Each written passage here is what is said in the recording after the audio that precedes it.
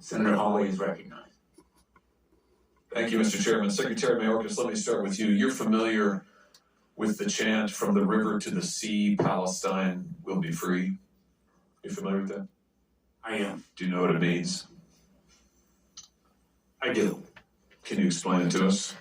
Senator, that is a chant that speaks of Palestinian desire for its homeland and a very expansive definition of its homeland at the expense of the independence of Israel. Well, indeed. I mean, it calls for the elimination of Israel, does it not? It does.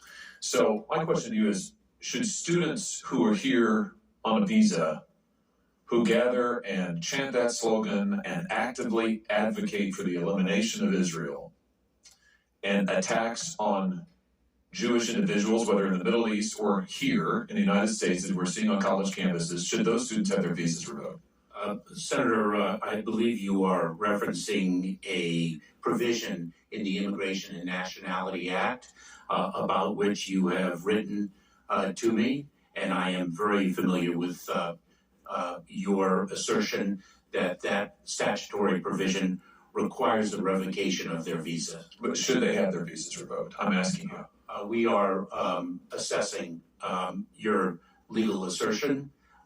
It is a matter of legal interpretation of the statute. Well, just as a moral matter, I mean, should students who are here, foreigners who are here in this country, accessing our university system and advocating for the killing of Jews, should they be allowed to stay here at our leisure?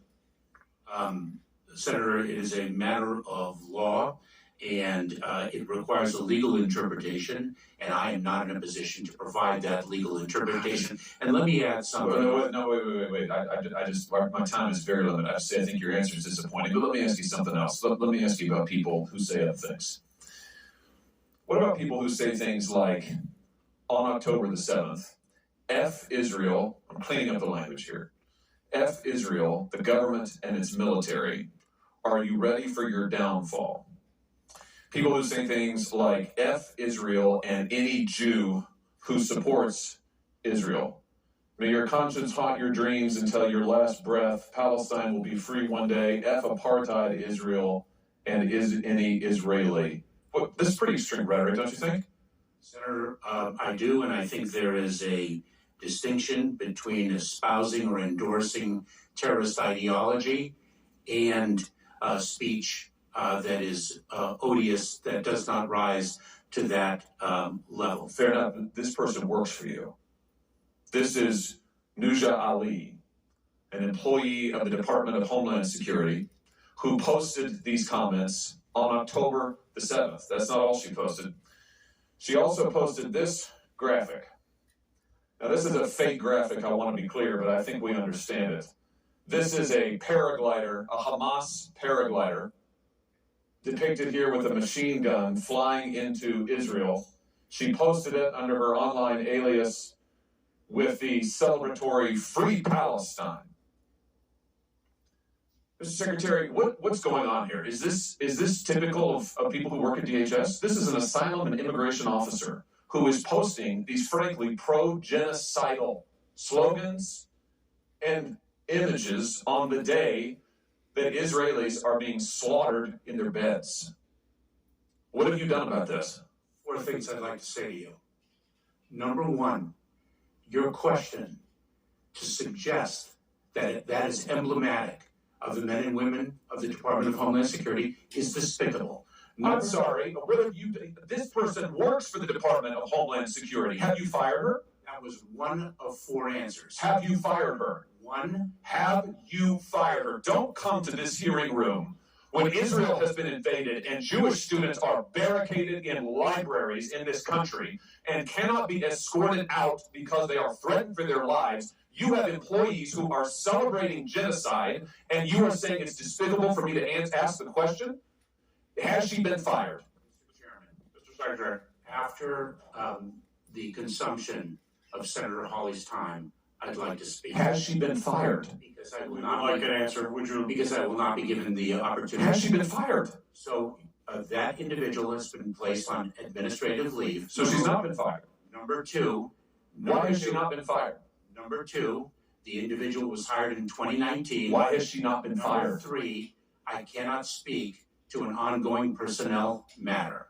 Why has this person not been fired? Your answer is you can't speak to it? This isn't sufficient to fire her? I am not in a position to speak to an ongoing personnel matter.